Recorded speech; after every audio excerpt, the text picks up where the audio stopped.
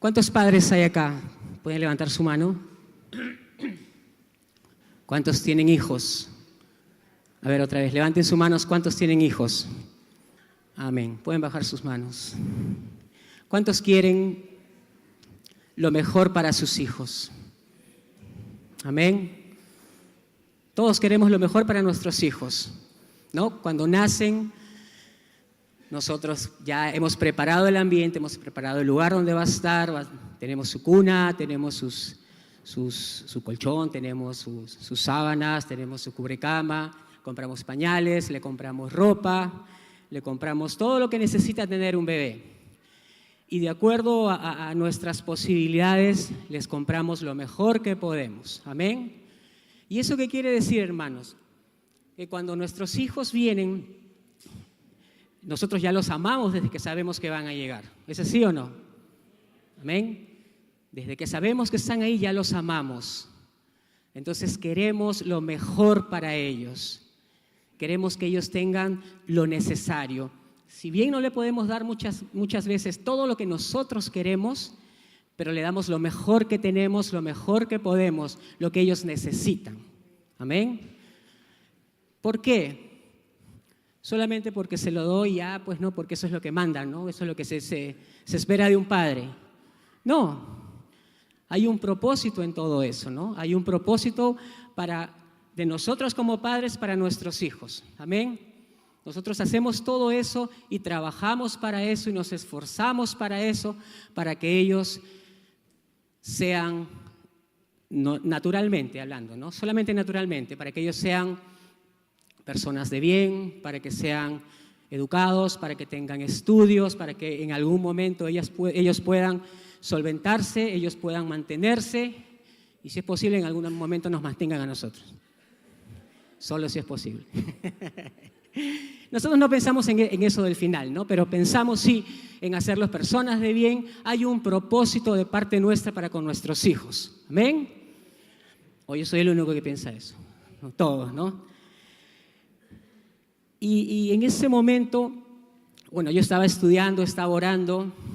Pues les confieso, hermanos, cuando el pastor me dice que voy a predicar, tengo que orar, tengo que ser sensible al Señor y decir, Señor, ¿qué les doy? ¿Qué les doy para que... Ay, dame algo, o sea, porque no quiero que sea solamente lo que yo pienso, lo que yo estudio, lo que yo creo. Yo necesito traer una palabra que sé que el Señor me ha dado y me ha confirmado. Porque me ha pasado que en algún momento estaba estudiando algo y a última hora el Señor me dio otro mensaje. Entonces yo sé que lo que yo creía que era lo mejor no era. Porque ustedes no son hijos míos, ¿hijos de quién son? Ok, entonces Él sabe lo que ustedes necesitan. Amén. Entonces meditaba en esto y mientras estudiaba recordaba ese versículo cuando Jesús dijo, si ustedes, siendo malos, saben dar buenas cosas a sus hijos, ¿cuánto más vuestro Padre dará buenas cosas a los que le piden? Dijo. Eso está en Mateo 7:11. ¿No? Si ustedes siendo malos, o sea, ¿qué estaba diciendo? Ustedes que se equivocan, ustedes que tienen a veces... motivaciones incorrectas, motivaciones equivocadas. Sin embargo, para sus hijos ustedes se esfuerzan por darles lo mejor. Como les decía, ¿por qué? Porque hay un plan para ellos de parte nuestra como padres. Hay un propósito. Queremos que ellos consigan algo. Queremos que ellos lleguen a algún lugar. Queremos que ellos sean alguien. Amén. Y Jesús decía esto, ¿no? Ustedes siendo malos saben dar buenas cosas a sus hijos. ¿Cuánto más vuestro Padre Celestial dará buenas cosas a los que le piden? ¿Estamos de acuerdo? ¿Lo creen? Ese es el problema a veces, hermanos. Ese es el problema a veces. ¿No? Jesús dijo, vuestro Padre que está en los cielos dará buenas cosas a los que le pidan. ¿Cuánto más? Dijo, ¿no? ¿Cuántos son hijos de Dios aquí? ¿Y el resto hijos de quién son? A ver, levante su mano, por favor. ¿Cuántos son hijos de Dios aquí? Gloria a Dios. Ya me estaba asustando, iba a salir disparado de acá. Entonces, así como tú tienes planes, proyectos, tú quieres que tu hijo llegue a algún lugar, hay metas, hay objetivos, Dios tiene un propósito para ti. Dios tiene un propósito para cada uno, hermanos, de los que estamos aquí. Cada uno ha sido llamado, ha sido salvado, ha sido renovado, ha sido restaurado con un propósito. Y tenemos que creerlo. Lo sabemos aquí muchas veces, pero cuando se trata de creerlo y ponerlo en práctica, no lo creemos, no lo hacemos, porque pensamos muchas veces que no somos capaces de hacer ciertas cosas, ¿no?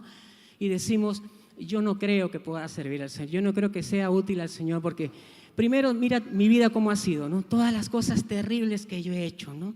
Todas las cosas malas y no tengo tanta habilidad, ¿no? Y empezamos a mirar a otros y decimos, al hermano tal, a la hermana tal, si el Señor los usa porque ellos tienen habilidad, pues no saben hablar, saben cantar, saben saltar, no tienen problemas para acercarse a la gente. Ahora, que Dios tenga un propósito para ti no quiere decir que sea el mismo propósito que tiene el hermano o la hermana. O sea, Dios tiene algo específico. Amén. Dios tiene algo específico. ¿Y qué quiere decir? Que si no estás acá, ¿no eres importante para el Señor? ¿No puedes servir al Señor? No, hermano, no. Donde vives, puedes servir al Señor. Donde estudias, puedes servir al Señor. Donde trabajas, puedes servir al Señor. Sí, pero yo soy ama de casa. Bueno, con tus caseras, puedes servir al Señor. Tus vecinos, puedes servir al Señor. Lo importante, hermanos, es que si tú no crees que hay un propósito de Dios para tu vida, tú no vas a hacer nada. Te vas a quedar sentadito, cómodo, escuchando, vez tras vez, tras vez, tras vez lo que Dios te dice, pero eso es todo. Y dígame, ¿estar sentado es un propósito? Ok.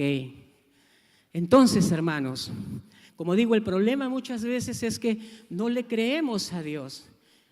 O sea, decimos, sí, yo creo lo que dice la palabra, sí, es cierto, yo sé que Dios tiene un propósito para mí, pero ¿cuál es el propósito? ¿Qué estás haciendo para andar, para buscar ese llamado, ese propósito, ese camino que Dios ha hecho para ti? ¿Qué estamos haciendo para eso?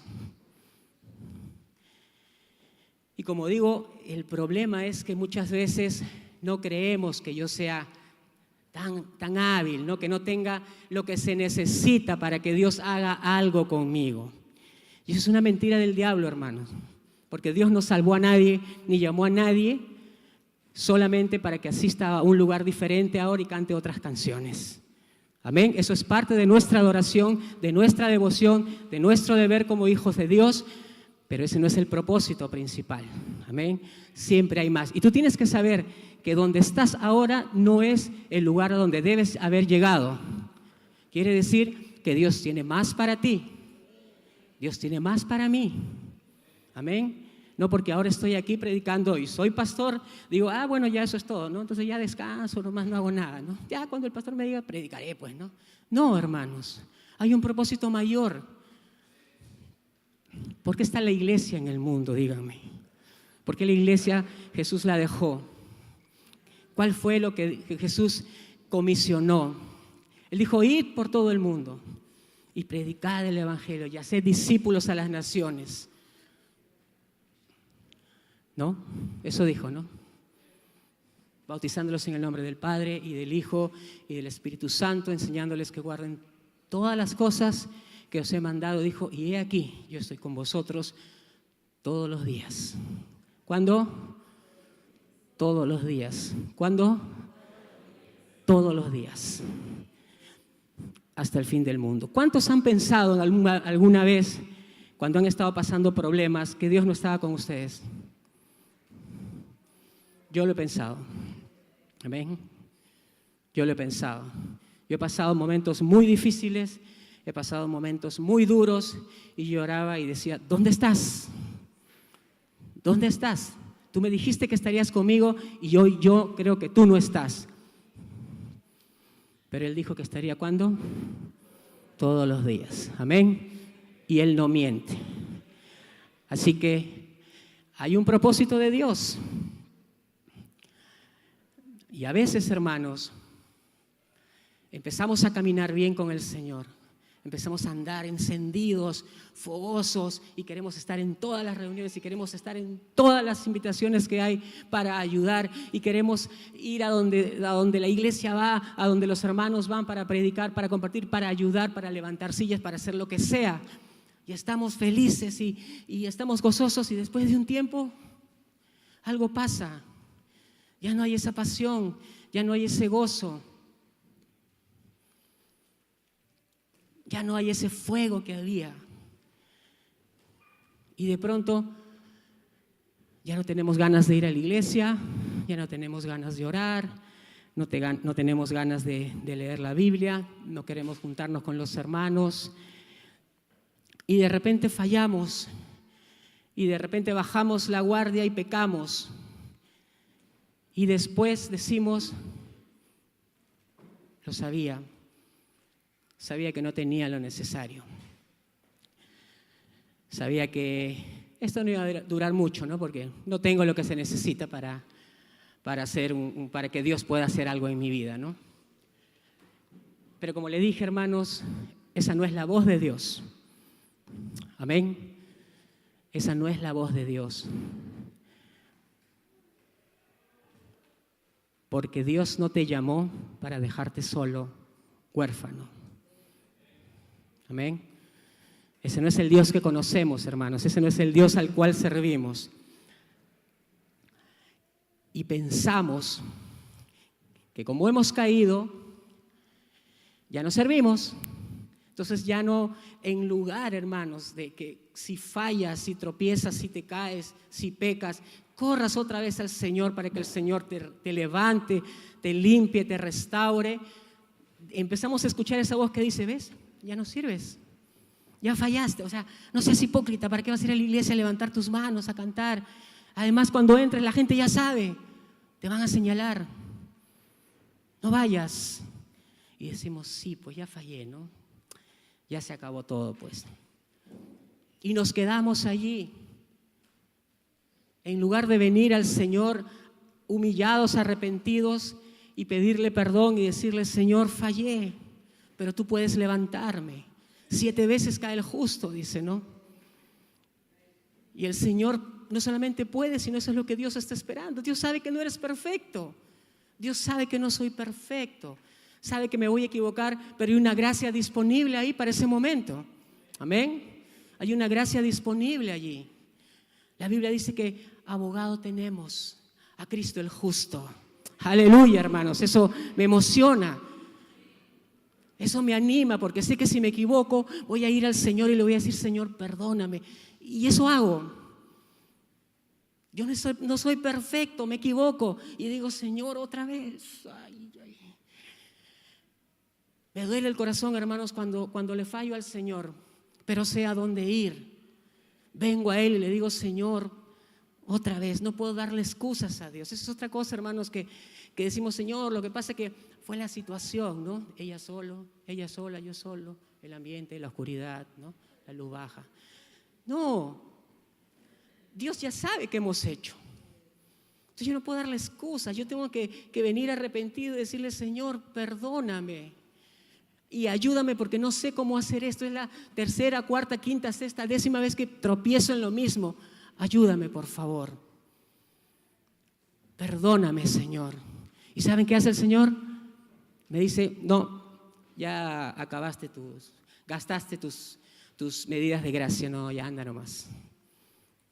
No, ¿qué hace Él? Me perdona, porque su gracia está disponible para mí cuando me equivoco. Para eso es la gracia. No es para que tú peques deliberadamente las veces que quieras y después vengas y dices, bueno, hay gracia, pues no. Dios no quiere que tú peques, amén.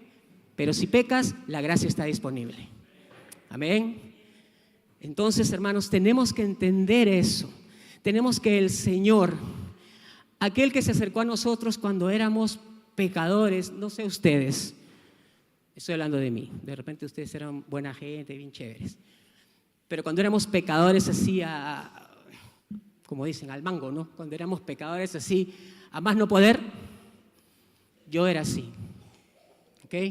Y por eso que estoy tan agradecido con Dios, hermanos, porque yo sé de dónde me ha sacado. ¿ok? Yo sé de dónde el Señor me ha sacado.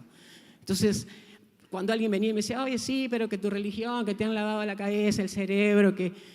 Y yo le decía, yo no estoy hablando de lo que alguien me ha contado, estoy hablando de lo que Dios ha hecho en mi vida. Yo soy un testimonio de Él, yo soy una obra de Él, yo soy un milagro de Él. Y cometo errores, sí, pero para eso está la gracia de Dios, para levantarme una vez más. Y eso es lo que Dios quiere, hermanos, que entendamos. Porque la primera vez cuando éramos así, Dios no te perdonó. Y uno sabe que eso es gracia, ¿ok? Y ahora cuando fallamos, cuando nos equivocamos, cuando le fallamos a Dios, cuando pecamos o cuando nos estancamos, pensamos que Dios ya no nos va a perdonar. ¿Tú merecías que te perdone la primera vez? No, tampoco la mereces ahora. Pero igual el Señor te perdona, porque Él es muy misericordioso, porque Él es muy bueno, porque su gracia, hermanos, es grande. Su gracia es grande. Tenemos un Dios demasiado bueno, demasiado amoroso, demasiado misericordioso. Entonces no lo merecíamos. Pero como digo, ¿no? A veces pensamos que nuestros errores, que nuestros pecados, que nuestras fallas o que nuestra desidia, ¿no? El no decidir qué hacer. Ay, es que si voy a este hermano no me cae. Ay, no, es que si voy en este ministerio esa hermana es medio antipática. No, mejor no, ¿no? Y no hacemos nada. Todos somos diferentes acá. Yo no le caigo a alguno seguro y está bien, hermano. Yo no vine acá a caerle a todo el mundo. Yo quiero estar acá para servir al Señor y para amarlos. Si tú no me amas, no importa, yo te voy a amar igual. Porque eso es lo que Dios me ha dado y yo puedo darte de lo que he recibido. Amén. Entonces empezamos y empezamos a mirar y decir, ay, esto no me gusta, ¿no? Que limpiar, ni en mi casa limpio voy a venir a limpiar acá, ¿no? Entonces... Y no estoy diciendo, ¿no? que solamente tiene que ver con involucrarte acá, sino como aprendimos, ¿no? Somos la iglesia y a donde vamos somos la iglesia. Entonces yo no necesito traer a alguien acá para que escuche de Dios, porque yo puedo ir allá y hablarle de Dios. Después sí, ¿no? Es bueno que tú invites a la gente para que conozca dónde te congregas, para que vea qué es lo que tú recibes también y que en algún momento tome la decisión de entregar su vida a Cristo. Entonces, hermanos, nos empezamos a mirar a nosotros mismos, nuestras limitaciones, nuestras debilidades y ahí nos quedamos. Y pasan los días, y pasan los meses, y pasan los años y seguimos en el mismo lugar y no hemos avanzado. Como si Dios no tuviese un propósito para tu vida. Tienes que creer eso, hermanos, tienes que creer eso. Dios tiene un propósito para tu vida y el propósito de Dios, ¿adivina qué? Es más grande que tus errores. Amén. ¿Han leído en su Biblia cuántos hombres usó Dios? ¿Cuánta gente usó Dios y eran perfectos? ¿No? Sin embargo, hermanos, Dios cumplió propósitos en la vida de esos hombres y propósitos grandes. Porque el propósito es de Dios. ¿Amén? Tú no escoges tu propósito, ¿no? Tú no dices, yo quiero hacer esto, yo quiero hacer el otro, yo quiero hacer esto. No, Dios tiene un propósito para ti. Y tú tienes que caminar y tienes que involucrarte y tienes que obedecer en lo poco y tienes que hacer lo que tienes que hacer donde estás para que Dios vaya guiándote. ¿No? Mientras tú te vas moviendo, el Señor te va guiando, ¿no? Y para acá te lleva. Y sigues moviéndote y te lleva para acá. Pero si estás sentado, ¿a dónde te va a guiar? ¿A dónde te lleva? Porque el propósito no es para algunos solamente. No es solamente para los que son pastores, para los que son líderes, para los que están trabajando en un ministerio. No, hermanos, cada uno de los que estamos aquí, cada uno, uno por uno, todos tienen un propósito de parte de Dios. Y tenemos que creerlo. Así que, hermano, tenemos que cambiar de forma de pensar en algunas cosas, ¿no? Dios tiene un propósito y Dios quiere cumplirlo. Dios quiere cumplir ese propósito en tu vida y en mi vida. Y otra de las cosas, hermanos, que pasa es que quizás con algunos que el Señor está usando, con algunos que el Señor está levantando, con algunos que están trabajando en la obra, que están involucrados en algo, de pronto hay alguien, un hermano, una hermana que tropieza, que cae, que le falla al Señor, y empezamos a criticarlos, y empezamos a juzgarlo, y empezamos a decirle, o pensamos, no le decimos quizás, pero decimos, ¿no? Ay, pero ¿cómo se le ocurre? Yo nunca hubiese hecho eso. ¿Qué hemos sido llamados a hacer, hermanos, con nuestros hermanos que tropiezan o caen? Restaurarlos con amor. Amén. Yo no puedo ver a mi hermano caído y pasar y hacer esto, y seguir caminando. Pero a veces hacemos eso. Y es triste, hermanos. Eso entristece el corazón de Dios. Porque ese que está caído ahorita es su hijo también.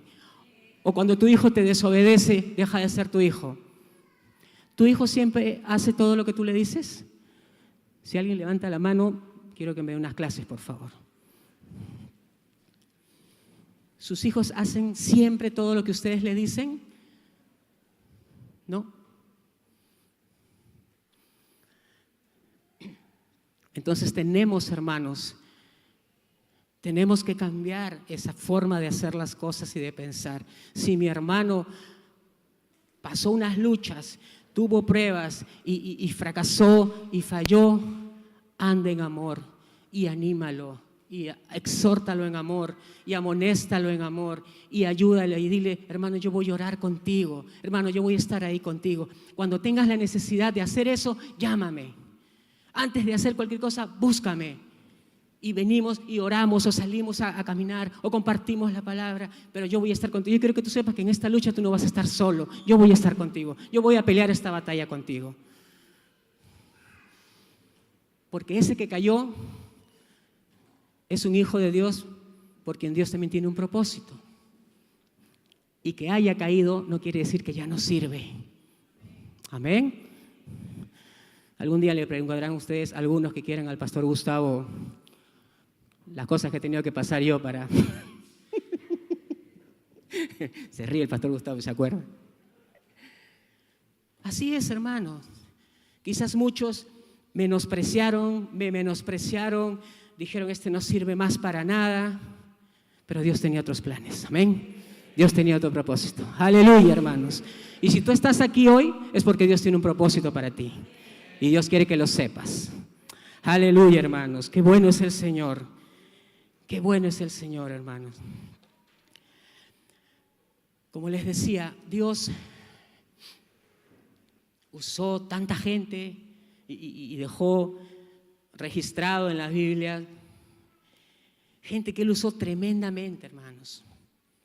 Gente que Él usó tremendamente. Y que cualquiera de nosotros que recién ha escuchado, no, quizás no conoce las historias todas, puede decir, wow, ese hombre era lo máximo, ¿no? Qué tal poder, qué tal amor de ese hombre, ¿no? Qué tal comunión con Dios. Pero ¿saben qué? No eran perfectos, fallaron. Y quiero contarles un par de ejemplos nada más de estas personas de las que les estoy hablando. No son gente que conocemos, o sea, que conocemos porque hemos leído, no somos tan viejos tampoco. Son gente que conocemos en la Biblia, ¿no?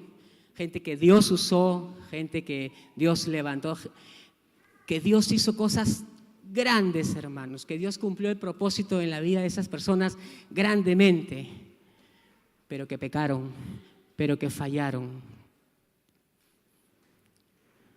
en el medio. ¿Qué quiero decir? Que ellos fallaron, se arrepintieron y Dios cumplió su propósito en ellos. Dios no los desechó. Dios no dijo, ya, como este hizo esto, ya, entonces ya no me sirve.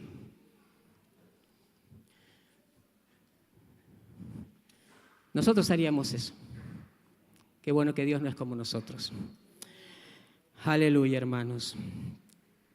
Quiero que vayamos al Salmo 138, por favor.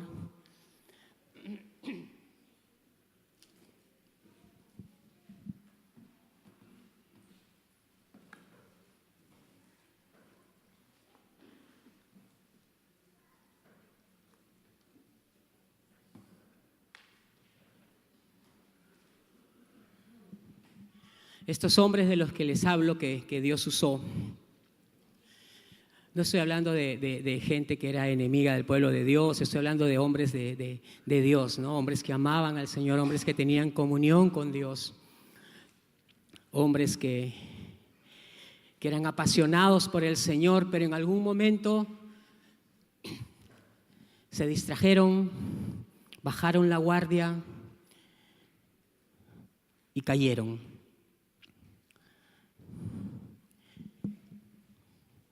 ¿Qué les dije, Salmos? ¿Cuánto? Está ahí, están atentos, hermanos. Salmo 138, versículo 8, que dice: Jehová cumplirá su propósito en mí. Tu misericordia, oh Jehová, es para siempre, no desampares la obra de tus manos. Hace un momento que cantábamos esa canción, No me soltarás.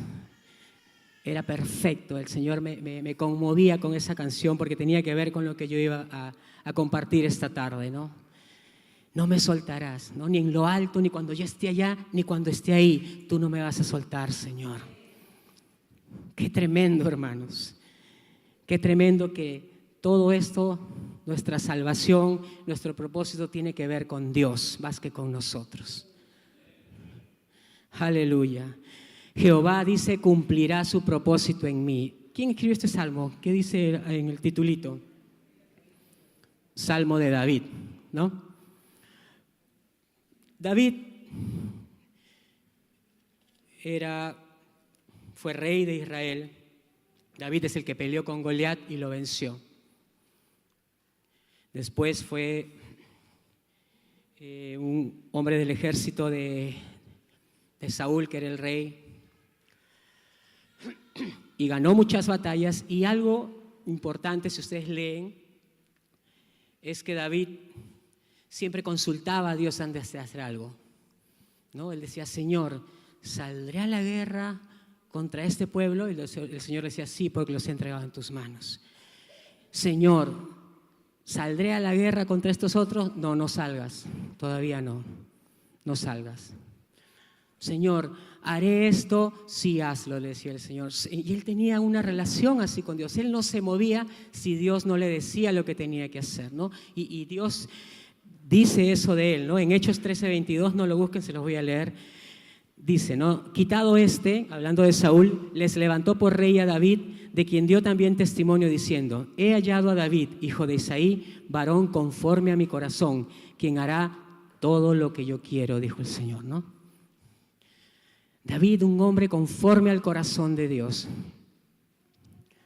quien hará todo lo que yo quiero. Qué tremendo, ¿no, hermanos? Que Dios pueda decir algo así de alguien, ¿no? No, Sarita es una mujer conforme a mi corazón y ella hará todo lo que yo quiero. Sarita, has hecho siempre todo lo que Dios ha querido, pero aún estás aquí. Amén. Dios ha sido bueno contigo y yo tampoco, no siempre he hecho lo que Dios ha querido. Pero aquí estamos, el Señor nos ha sostenido hasta hoy. El Señor, por su amor, su misericordia y su propósito, aún nos tiene aquí. Y tenemos que saber y entender eso. Entonces David, ¿no?, que escribe este salmo que dice, Jehová cumplirá su propósito en mí. Él sabía quién era Dios. Él conocía a su Señor. Él nos estaba mirando a sí mismo, ¿no? Porque a veces hacemos eso, ¿no? Nos miramos y decimos, no puedo, no creo, no, yo no puedo hacer esto, no, yo no puedo hacer el otro. Pero es Dios en ti el que hace la obra. Entonces tú tienes que rendir todo, tú tienes que dejar que Dios obre, que Dios trate, que Dios moldee, que Dios forme, y Él cumplirá su propósito en ti. Entonces David, de quien Dios habla, que es un hombre, un varón conforme a su corazón y que haría todo lo que Dios quisiera, también en un momento de su vida también se equivocó, también falló, también pecó. Vamos a Segunda de Samuel, capítulo 11.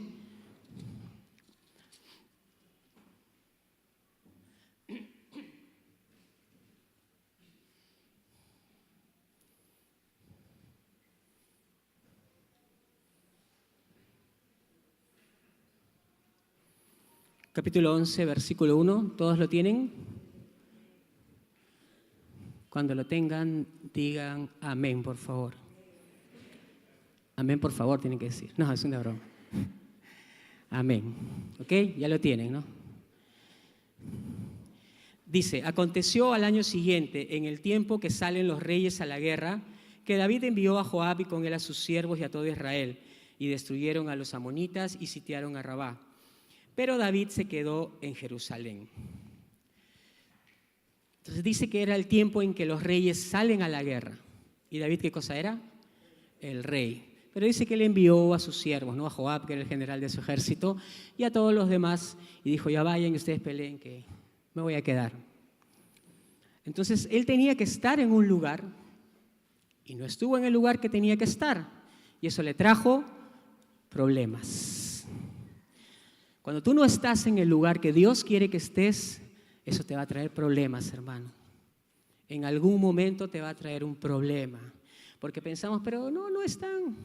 Ay, si no voy a domingo a la iglesia no pasa nada. Sí pasa. Sí pasa. Salvo, no estoy diciendo, si estás enfermo o te atropelló el carro, te vengas así arrastrándote, ¿no? Salvo que hay alguna emergencia, algún compromiso ineludible, cosas como esas. Me refiero si tienes el tiempo para hacerlo y no quieres hacerlo por alguna otra razón. Entonces, dice que David mandó a Joab, general de su ejército, y a sus soldados, a sus súbditos para pelear, pero él se quedó, dice, se quedó en Jerusalén, no salió, no fue a donde tenía que ir. Y dice, sucedió un día que al caer la tarde se levantó David de su lecho y se paseaba sobre el terrado de su casa real y vio desde el terrado a una mujer que se estaba bañando, la cual era muy hermosa. Y envió David a preguntar por aquella mujer y le dijeron, aquella es Betsabé, hija de Eliam, mujer de Urías Heteo. Y envió David mensajeros y la tomó y vino a él y durmió con ella. Luego ella se purificó de su inmundicia y se fue a su casa. Dice, y concibió la mujer y envió a hacerlo saber a David, diciendo, estoy encinta. Después David manda a traer a su esposo, que era uno de sus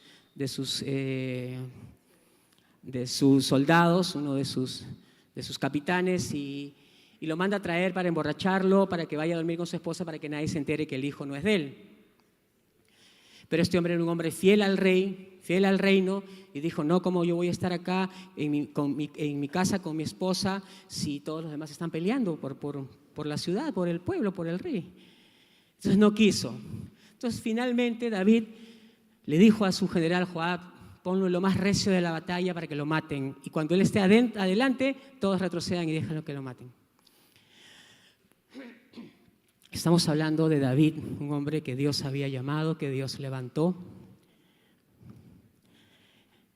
Y por no estar, porque él siempre consultaba antes, ¿no? Esta vez no se ve que haya consultado a Dios y le dice, Señor, ¿tú crees que pueda quedarme, no? Y mando a los demás, o salgo con ellos. No, simplemente tomó una decisión, la que él quiso,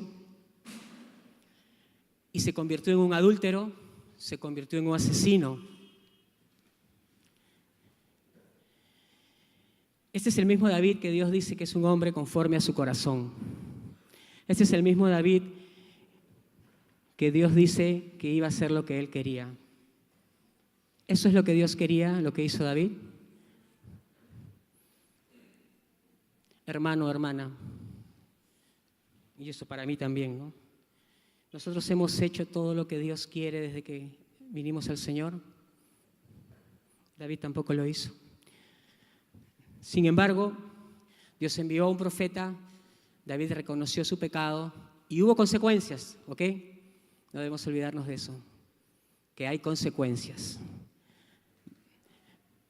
Pero cuando este hombre se arrepintió y le pidió perdón al Señor, el Señor lo perdonó, el Señor lo restauró y el Señor cumplió su propósito en la vida de David. ¿Cuántos recuerdan cuando Jesús estaba entrando a Jerusalén? ¿Qué es lo que aclamaba la gente? Hosana al hijo ¿de quién? Al hijo de David. Yo no hubiese puesto a ese adúltero y asesino en esa historia de la Biblia. Pero Dios lo determinó así. Este hombre pecó, ¿sí? Tremendamente, sobre todo en la posición que él estaba. Este hombre falló a Dios, pero Dios cumplió su propósito en él a pesar de eso. Amén. Así que si tú has fallado a Dios, si tú has pecado contra Dios, Dios quiere que sepas que ese no es el fin, que Dios todavía tiene el mismo propósito para ti. Amén. Dios quiere que sepa que Él tiene todavía un propósito para tu vida y que Él quiere cumplirlo. Pero tenemos, hermanos, que levantarnos. Y si hay alguien acá que no conoce al Señor, yo quiero decirte que la gracia de Dios está disponible para ti también. No importa lo que hayas hecho, no importa cuántos pecados hayas cometido. Cuando Jesús estuvo en la tierra, dice que un día estaba sentado con alguna gente y vinieron los fariseos y le trajeron una mujer, dice que había sido sorprendida en pleno acto de adulterio. No sé cómo hicieron eso estos hombres. Se escondieron debajo de la cama, estaban detrás de la cortina, hicieron un huequito en la pared, no lo sé. Tenían alguna sospecha seguramente, pero algo hicieron y dice que la llevaron. Todos los hombres de la ciudad fueron y le dijeron a Jesús: hemos encontrado a esta mujer adulterando. La ley de Moisés nos manda a apedrearla. ¿Tú qué dices? Pero dice que eso decían para tentarle. Y Jesús ni caso les hizo, ¿no? Dice que Jesús siguió escribiendo en el piso, ¿no? Pero dice que ellos insistían, ¿no? Ellos insistieron. Pero dinos, pues, ¿no? ¿No dice que vienes de parte de Dios? ¿No dice que tú eres el Hijo de Dios? ¿No dice que tú eres el Mesías? Ya pues, si Moisés, si la ley de Moisés que ha sido dada por Dios dice que debemos apedrearla, ¿tú qué dices? Y Jesús les dijo: que el que de ustedes esté sin pecado, empiece a tirar la piedra. ¿Y qué creen que hicieron? Dice que uno por uno, ¿no? Desde los más viejos hasta los más jóvenes, dice que ¡pup! La mujer escuchaba que las piedras caían, pero no sobre ella. Esa es la gracia de Dios. Amén. ¿Lo merecía? Sí, porque eso decía la ley. Pero Jesús fue más allá. Él dio gracia. Y es lo mismo que Dios ofrece ahora, hermanos. Es lo mismo que Dios ofrece para aquel que no lo conoce. No importa lo que hayas hecho, no importa cuán pecador hayas sido, para Dios no hay pecado muy grande. Él es más grande que todo. Como alguien dijo una vez, no, si hubiese un pecado más grande que Dios, entonces tendría yo que adorar ese pecado, porque es más grande que mi Dios. Pero no existe. Amén. Gracia. Dios quiere cumplir tu propósito en tu vida. Gracias. Dios quiere cumplir su propósito en tu vida, hermano. Tienes que saber que Dios tiene uno. Amén. Tienes que saber que Dios tiene uno. ¿Quieren escuchar otro ejemplo de alguien que también le falló a Dios y fue perdonado y restaurado y finalmente Dios cumplió su propósito y cumplió un propósito grande, hermano? Dios hizo cosas tremendas en esta persona. ¿Cuántos se acuerdan de Simón Pedro? ¿No? Jesús llamó a Simón y a Andrés. Ellos eran pescadores, ¿no? Y Jesús le dijo: yo te voy a hacer pescador de hombres. ¿Qué le estaba diciendo? Yo tengo un propósito para tu vida. Y dice que dejando las redes le siguieron. Pedro caminó con Jesús 3 años aproximadamente. Fue enseñado nada menos que por el mismo Jesucristo. Fue enseñado nada menos que por el mismo Mesías. Por eso que a veces cuando dicen, oye, pero este es así, así, no, seguro, ¿quién será su pastor? Dicen, ¿no? A veces no tiene que ver con la enseñanza, tiene que ver con tu corazón. Y este Pedro, hermanos, fue enseñado por el mismo Jesús. Caminó con él, amaba a Jesús. Amaba, este Pedro no era un tibio, era un hombre radical. Este hombre amaba a Jesús. Era tan radical que a veces cuando había gente que no estaba de acuerdo con Jesús, decía, Señor, oramos para que mande fuego del cielo y los consuma. Y Jesús le dijo, no, yo no he venido para eso. Pero era su celo por Jesús, era su celo por Dios. Era un hombre apasionado por el Señor. Caminó con Jesús, aprendió de Jesús. Jesús fue su maestro. Jesús fue su Señor, fue su Salvador. Jesús cambió su vida. Jesús le dio otra perspectiva a Pedro. Pero Pedro también falló. Cuando Jesús le dijo, no es necesario que me acontezcan todas estas cosas, que sea entregado en manos de pecadores y sufra mucho de los de mi pueblo, de los fariseos, y luego muera, Jesús dijo, no, Señor, hasta la muerte iré, dijo, ¿no? No solamente iré a la cruz, sino a la muerte iría contigo. Y ya sabemos lo que pasó, ¿no? Y si no saben, vamos a Mateo 26, para recordar, refrescar un poquito.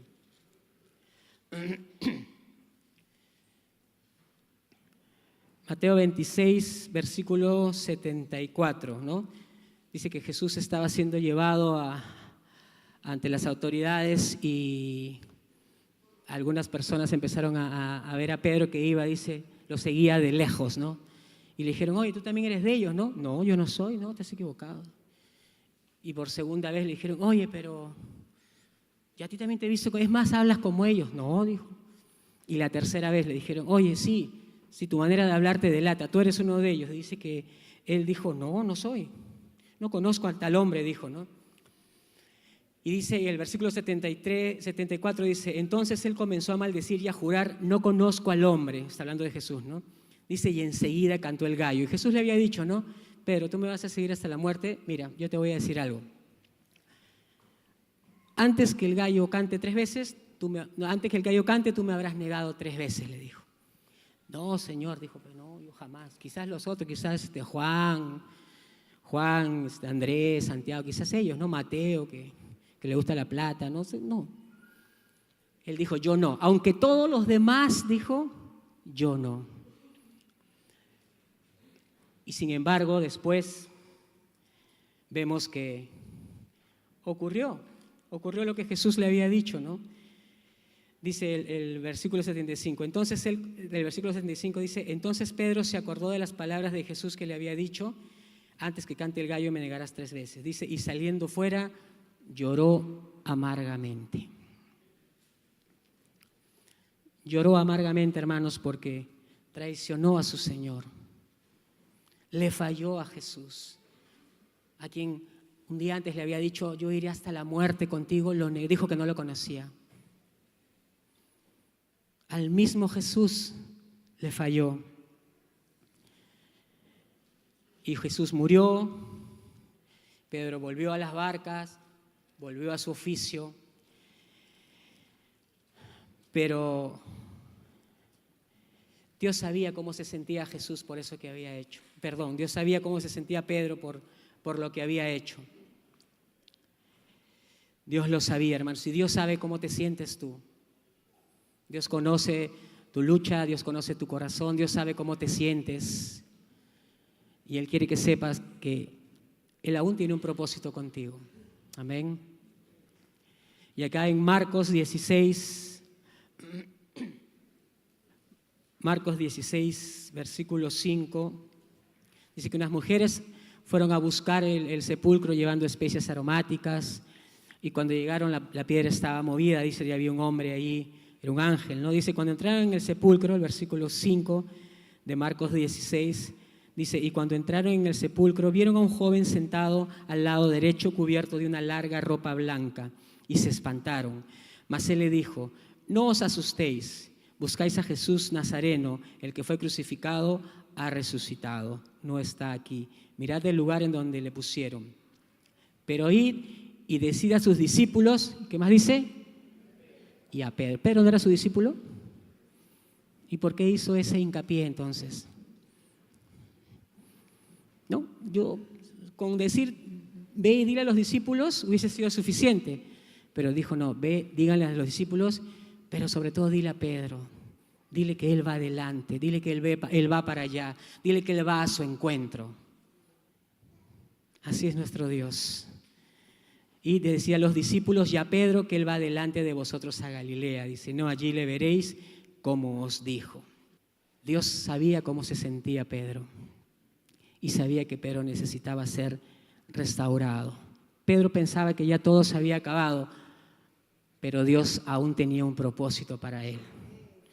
Así que tú puedes pensar, hermanos, que porque has fallado, porque no has estado haciendo las cosas que Dios te ha mandado, porque no has estado haciendo las cosas que Dios ya te ha mostrado que tienes que hacer, puedes pensar que Dios ya no puede hacer nada contigo, pero eso es una mentira, hermano.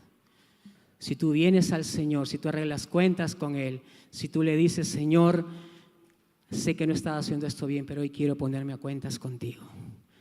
Hoy quiero que tú me limpies, yo quiero que me perdones y quiero que cumplas tu propósito en mi vida. Amén. Porque Dios quiere eso, hermanos, porque Dios tiene un propósito.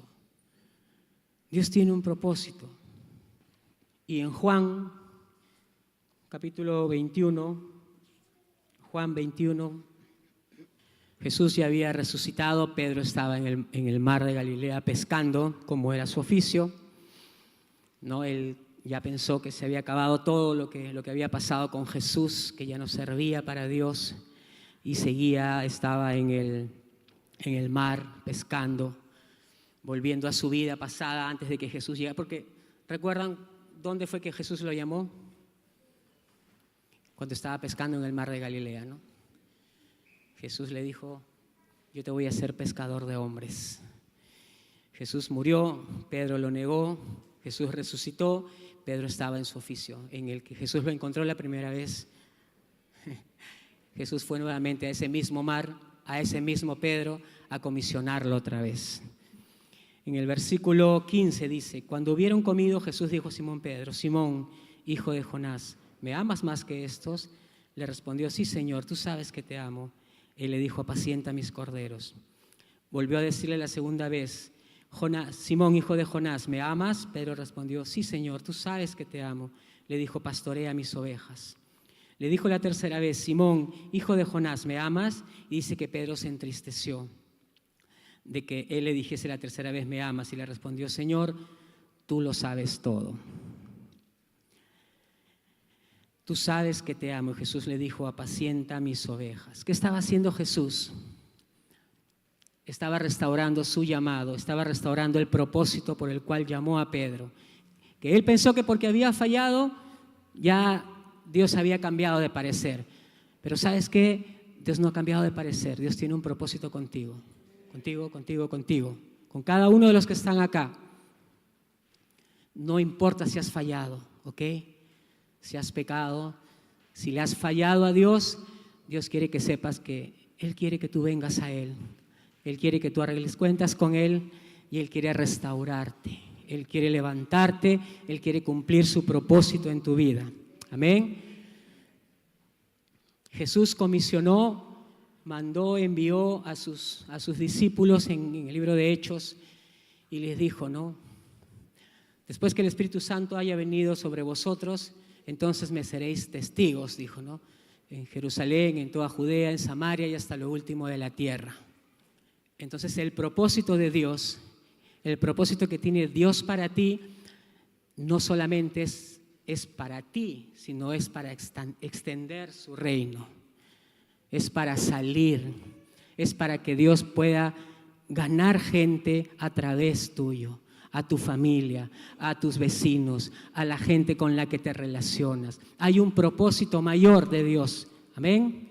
Hay un propósito más grande, pero si Dios no cumple su propósito en ti, ¿quién irá? Quizás hemos desobedecido, quizás Dios nos está mostrando algo ya un tiempo y no queremos soltarlo. Bueno, Dios te dice, si tú vienes a mí, yo te voy a limpiar y mi gracia estará allí para levantarte, para yo seguir obrando, para yo cumplir ese propósito por el cual yo te salvé, por el cual yo te llamé. Amén. Dios conoce todo, hermanos. Dios conoce todo. Y en realidad necesitamos que el Señor nos llene. Necesitamos que el Señor nos llene para que Él pueda cumplir ese propósito, ¿no? Jesús dijo, yo no puedo echar vino nuevo en odres viejos. Necesito un odre nuevo para echar un vino nuevo. Y Dios quiere llenarnos, hermanos. Dios quiere cumplir su propósito en nosotros. Amén. Dios quiere cumplir su propósito en nosotros y nosotros tenemos que creer eso, hermanos. Nosotros que tenemos que realmente creerlo, que realmente saber que eso es verdad, que si Dios ha dicho eso, que si Dios te ha llamado, Él tiene un propósito para ti y Él quiere cumplirlo. Y si hasta ahora tú no sabes cuál es tu propósito, tú no has caminado en eso, ven al Señor. Ven al Señor, como les dije, muchas veces pensamos que servir a Dios, que Dios nos use solamente aquí adelante, o solamente como líder, o solamente en un ministerio, y está bien, si Dios te ha llamado a eso, Dios se encargará de llevarte. Pero si tú no haces lo que está a tu alcance hacer ahora, de lo que Dios ha mandado, de compartir su palabra, de ser luz para otros, de ser testimonio para otros, ¿cómo Dios te va a ir llevando hacia ese propósito que Él tiene para ti? Dios te ama tanto, hermano. Dios nos ama tanto que sus propósitos son más grandes que nuestros errores. Amén. ¿Cuántos creen eso, hermano? ¿Cuántos están dispuestos? ¿Cuántos están dispuestos a volver al Señor, a venir al Señor para que Él pueda cumplir su propósito en sus vidas? Amén, hermanos. Pónganse en pie, por favor. En pie, por favor. En pie, por favor. En pie, por favor. En pie, por favor. En pie, por favor.